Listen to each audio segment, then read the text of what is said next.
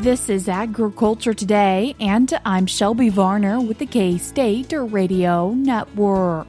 K-State wheat production specialist Romulo Lollato and K-State wheat pathologist Kelsey Andersen Onofre kick off the show explaining the current wheat planting conditions and how wheat streak mosaic virus may have been impacted by armyworms. Jeff Whitworth, K-State crop entomologist, continues today's show as he breaks down the common crickets in Kansas and how to help stop them from coming into homes. Ending the show is K-State horticulture instructor Cynthia Domenghini passing along some decorating ideas using seasonal flowers, pumpkins, gourds, and more. That and more is coming up ahead.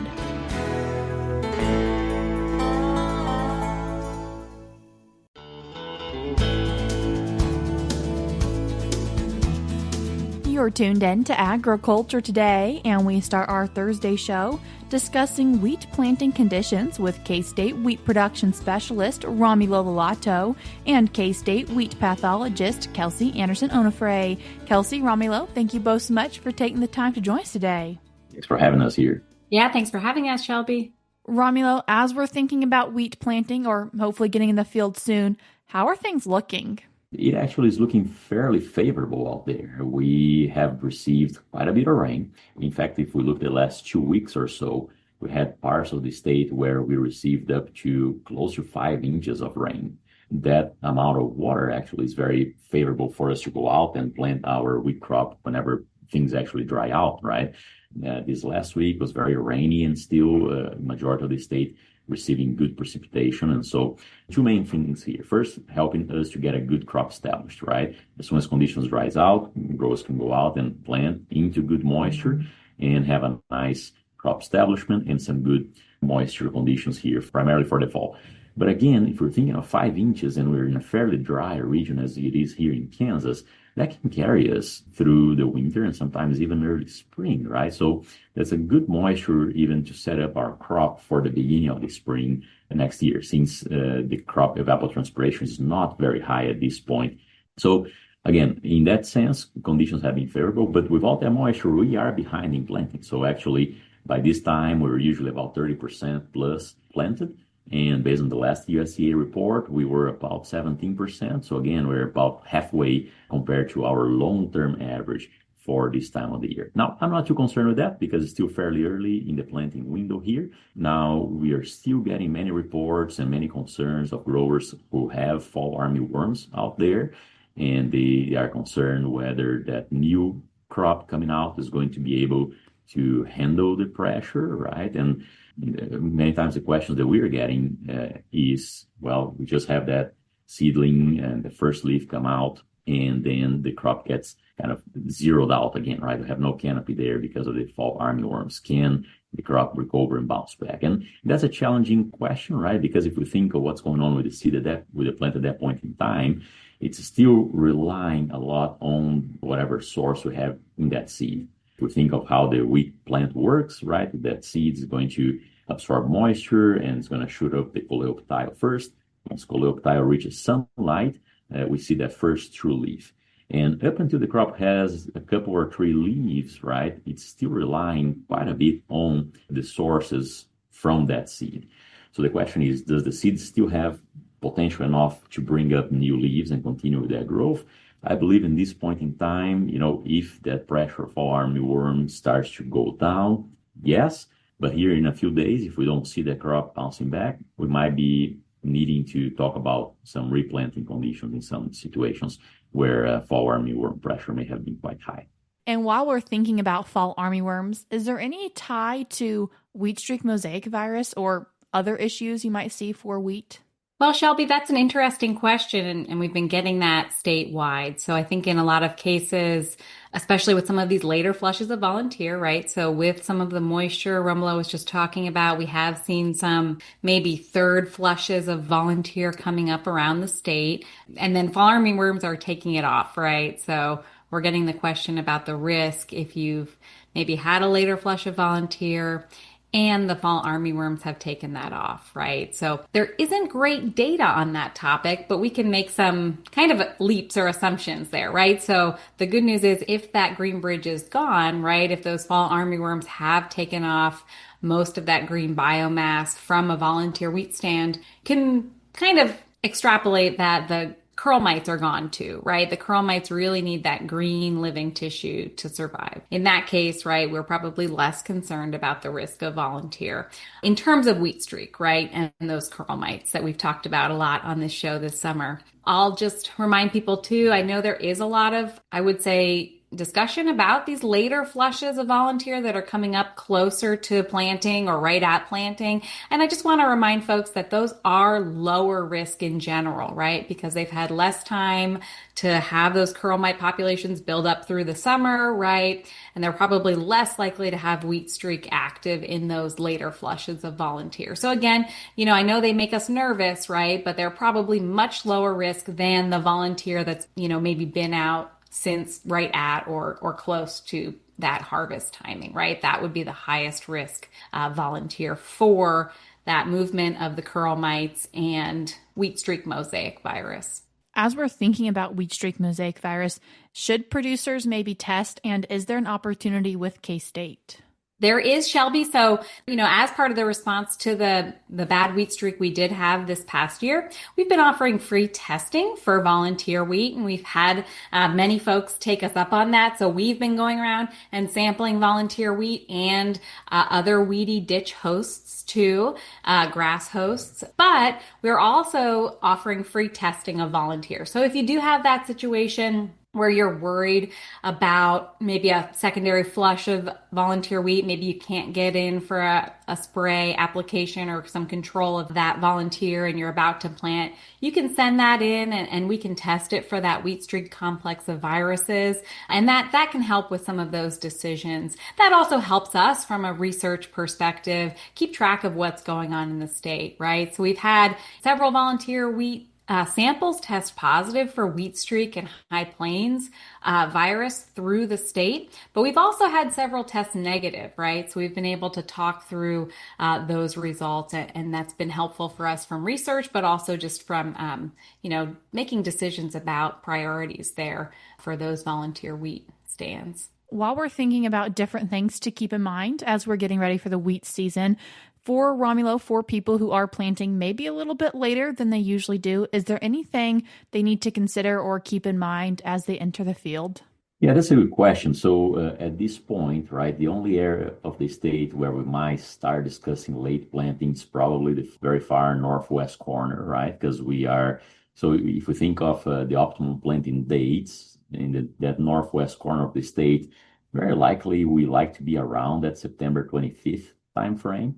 Over there, because conditions in the fall get cool quite early as well compared to other parts of the state, like South Central, we don't have as much opportunity for higher yield potentials as the planting date is delayed, right? So really our data kind of shows if we're going past October 10th or so, we are severely limiting our yield potential on the wheat crop simply because we're not at that optimum time. And again, planting at that optimum, right? We make sure that the crown is formed early on. We have enough tillers out there before going into the winter. And then we also have a good root system to help us make it through the winter and capture moisture and so on. What can we do, right, if we are getting to that situation of late planting? And one of the things, of course, is increasing our seeding rates. Anywhere, some folks do 10% a week or 20 up to 25, 30, 40%, we can actually think depending how late we are going.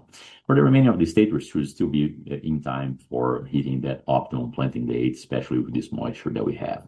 Another few things here to consider whenever we're getting into wheat planting mode here, right? One of them is we always get questions about soil fertility, right? In terms of how much nitrogen do I put now in the fall and phosphorus and so on. And a few things that we like to remind folks is that wheat doesn't need a lot of nitrogen in the fall. it's really going to take up the bulk of its nitrogen in the spring when it starts really with stem elongation. So we don't need to put too much now unless we're going to try and graze that wheat as a dual purpose, right? In that case, you really need more. But if our goal is just a grain only, probably having 20 units of nitrogen out there should be more than enough, 20 to 30 units, more than enough for what the crop is going to need all the way through jointing. Regarding phosphorus, wheat, it's one of the most responsive crops that we have to phosphorus in rotation. And so definitely it's a place within the rotation where I really like to see our phosphorus going in, not only for the wheat crop, but perhaps for subsequent crops in that rotation as well. And beyond soil testing, right, for the soil phosphorus itself, there are a few situations where having phosphorus in furrow kind of consider money on the bank, and those would be, if you're planting late, as we're just talking about here, right, because that in furrow phosphorus really help with that early crop development and growth. Or if we're going in acid soils, and a lot of that central part of the state is actually having acidic soils right now, so low soil pH would be another situation where it is money on the bank. And of course, if we're in a dual purpose situation or a grazing situation where we really want to improve our biomass production. So again, these some considerations whenever we think about adequate soil fertility going into planting season now. If there's very heavy row crop stubble, right, some of our recommendations would call for an additional nitrogen amount there, maybe another 30 pounds per acre or so if we're planting into very heavy sorghum or corn stubble. But that's more considering the entire nitrogen need of the crop. So that's probably, I'll put that extra nitrogen in my fertilization later in the spring, not necessarily now early in the fall. Romulo, Kelsey, I appreciate you both taking the time to join us. Thank you, Shelby. Thanks, Shelby. That was K-State Wheat Production Specialist Romulo Lollato and K-State Wheat Pathologist Kelsey Andersen Onofre. There are a couple of e-update articles on these topics, which I will link in today's show notes on agtoday.net. We're cutting to a short break now, but we'll be right back.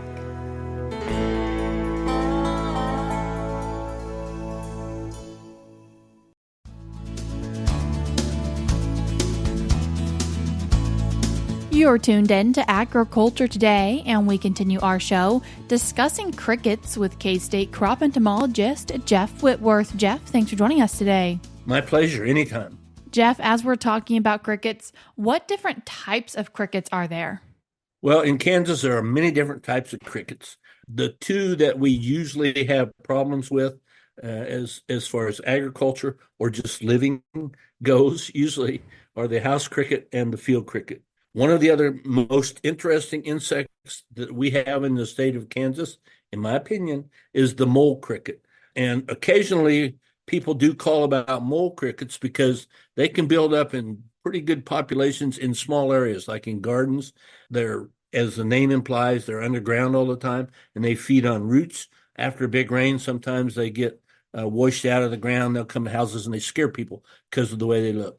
They're really neat, though. But anyway, the two crickets that I digress. The two crickets that we generally have problems with are the house cricket and the field cricket in Kansas.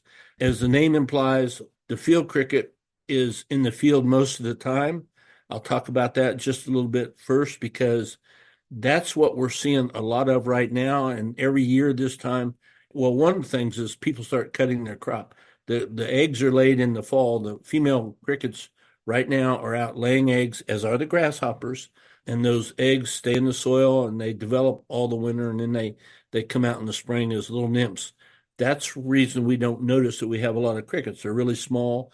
They're under the grass or under the leaf litter, or some places they generally just feed on detritus, or they can feed on just about anything, any vegetable. They can also scavenge on dead insects, just about anything. But then they grow all summer. We don't notice them. And then this time of year, as it starts to cool down, they often start to try and come into houses. Also, as the growers cut their crops, they cut the corn and the alfalfa and the soybeans, and it removes a lot of the housing where they spent their summer. So they're out crawling around looking for some other place to get into. And then oftentimes, you open your door, they feel that little cool air come out. It's hot day, or they come in, or vice versa at night. They feel the warm air come in, it's a cold night, and they try and get in. They're also attracted to lights, so keep that in mind. They get in through your house, through cracks and crevices, little openings in the structure. We always tell folks to go around and make sure they caulk all the holes and the crevices and every place, where the pipes go into the house and out of the house. That's good advice. Difficult to do, to keep all the insects out. Somehow, as they're crawling around the house, they'll feel that little cool air coming out of a hole or a crack, and they can get in through there. So they can get in. Generally, they get in through the basement, and they will live for a while. The field crickets, they have one generation a year, as does the house cricket. But so they lay the eggs in the fall.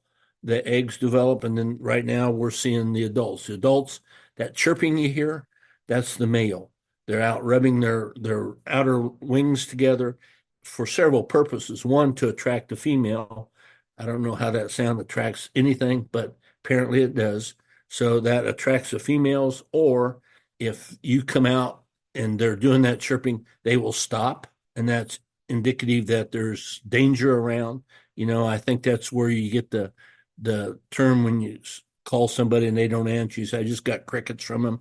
That meant they went silent, So those are the main reasons why or maybe they're just doing it to warn the other males that there's one in the vicinity. Anyway, that is an annoying noise. Nobody that I know of likes it. Everybody says, those chirping crickets, get rid of them.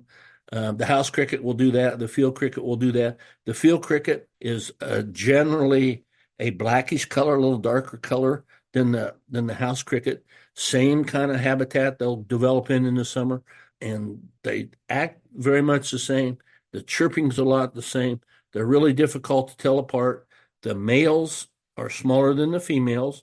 The females, if you've ever seen crickets, and this is one of the questions I get a lot, they have 3 distinct appendages coming out their back end, and a lot of folks think they're stingers because the middle one, that's the ovipositor. That's what they use to deposit the eggs in the soil. They do look like a little sword or a little stinger, but they can't sting. They can only use that to lay eggs. The males only have 2 appendages. So the males aren't, and the importance of that is the males aren't going to carry on another generation. The females are, okay? So the females are a little bit larger, have 3 appendages coming out their tail end. House cricket, field cricket, either one, it's the same. They don't sting. That's one of the questions I get. Yes, they can bite because they eat grass. They're scavengers. They can eat other insects. So the field cricket's probably the most common. It's the one that's darker colored, blackish. But then the house cricket also is out and about, and they trying to get in also. The main difference between the house cricket and the field cricket, the house cricket can join you and live with you for years and years and years. They can lay their eggs in the cracks in your basement or, your outhouse or your whatever, and the eggs will hatch in the spring, and those little nymphs can live and feed on just about anything. Again, they're scavengers. They can feed on house plants if you have house plants. That can be a problem in greenhouses sometimes, but they will reproduce and stay inside for as long as the conditions are conducive to them. They rear them for sale in pet stores, for food for other animals. That's the old common house cricket, okay? Because they can reproduce inside, and they do quite readily. But they still have that chirping noise. So the 2 main kind of crickets that we have problems with that are coming inside right now are the darker black colored field cricket and the lighter colored brownish, tannish house cricket. The house cricket, again, will live with you, can reproduce and stay in. The field cricket will come indoors, may live for a month or 2 just to annoy you with their chirping, but then they will expire. They won't live inside. But while they're there, they can feed on cloth, or if you have some stored, clothing down in the basement or someplace, they can make holes in it, as can the house cricket. They can stain it. They have 2 different ways of staining, by defecation or by oral upcharges. People call it tobacco, like crickets and grasshoppers. They have the oral discharge a lot. That can stain your clothes, and it can be a permanent stain depending upon the cloth. So if you want to get rid of them, the main thing to do, both are attracted to lights at night. So right now they're out and about. They're all adults. They're looking to mate, or they're looking to find a habitat to get into to avoid winter. So keep that in mind. Keep the lights off around your house if you can. Clock, close, whatever you need to do to seal up all the openings to the outside. That will help. You can also spray an insecticide in a 6 to 10 foot band around the outside of your house. That will help. Spray it in the cracks and crevices. Do it on the inside also. That will help. So once they go through that band, they'll get into that insecticide, or once they get inside, they will go through that. Also, if you want, you can, change the outside, the landscape of your house, move all the decorative stuff away so that there's bare soil between your house and about a 6 foot area before that landscaping starts again. Get rid of all the wood chips, and most people don't want to go through all that. And usually crickets don't cause that much of a problem. They're just annoying.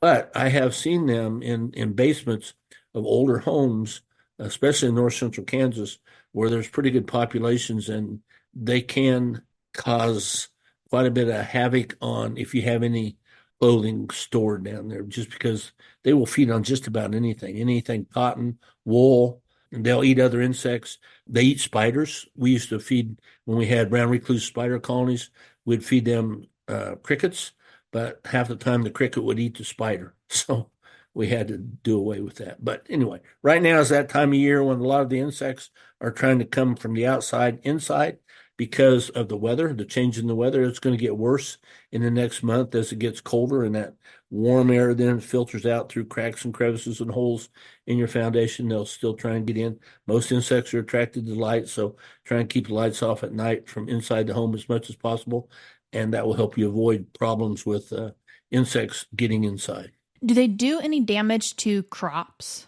They can, yes. The field cricket, in situations where they build up in big populations, they can, it's unusual, but I have seen them cause problems in wheat, especially this time of year. One of the best ways to help avoid pest problems in wheat is to plant as late as possible.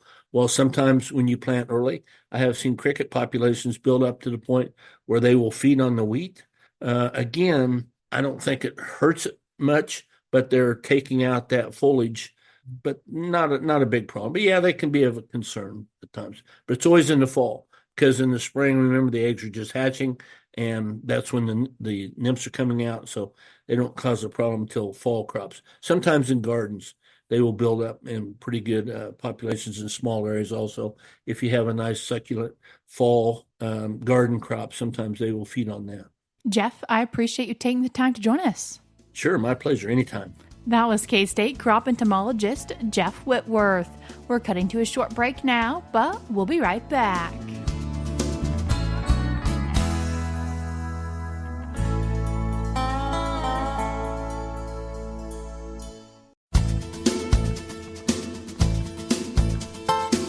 From Kansas State University, this is Agriculture Today. Along with Shelby Varner, I'm Jeff Wickman.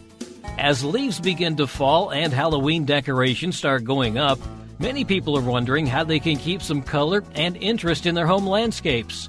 K-State instructor and horticulture extension specialist Cynthia Domenghini has several decorating ideas that involve the use of seasonal flowers, pumpkins, gourds, and dried corn stalks and corn bundles. Cynthia talking about decorating for fall with the garden, and there really are a number of things that we can do this time of year that move that stuff along to maybe more the front of the house or even inside the house. Sure. Now, if you are still interested in doing some planting, you may notice the garden centers have out the typical pansies and chrysanthemums, maybe even some ornamental kale. Those kinds of things can be planted this time of year to add some fall color.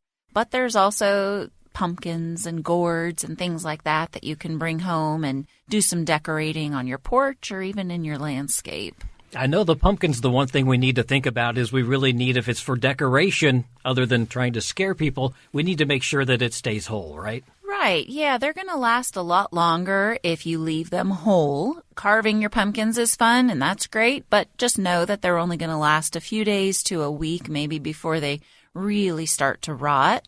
So when you're choosing those pumpkins, you want to look for one that is a solid color so that you know that it was ready to be harvested when it was picked.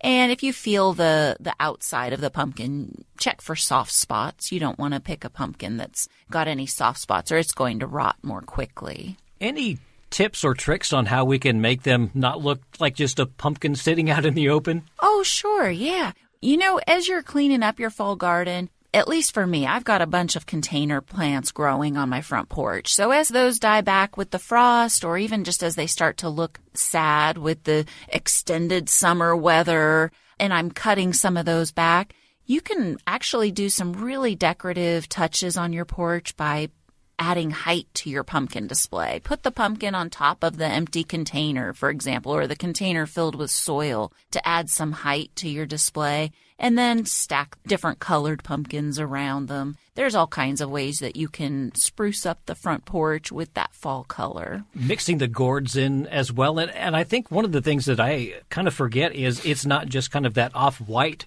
gourd. There's a number of colors that you can choose from. Absolutely, yes. There's shades of greens and yellows and oranges, even some with some different textures to them, kind of warty-like textures. You'll see those on the pumpkins, too. It's fun to integrate a bunch of different colors, unless you have a different decorative touch, maybe going more monochromatic, and that's up to each person's decision. I know there's also some things that we can do inside to add some color as well. Well, we bring pumpkins indoors. That's one option. Keep an eye out in your landscape as some of your ornamental grasses, for example, maybe start to change to brown and kind of get dried.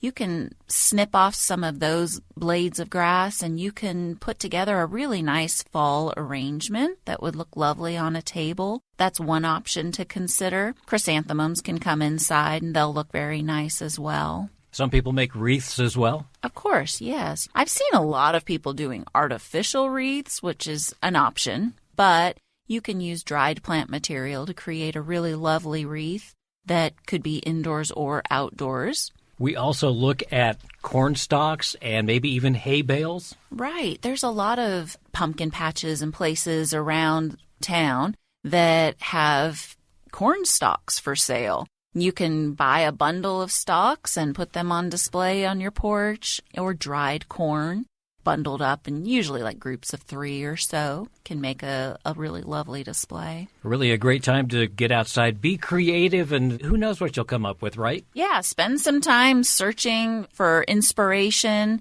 But really the best recommendation I have is to walk through your landscape and look at how it's progressing naturally towards fall and see if you can mimic that with your display.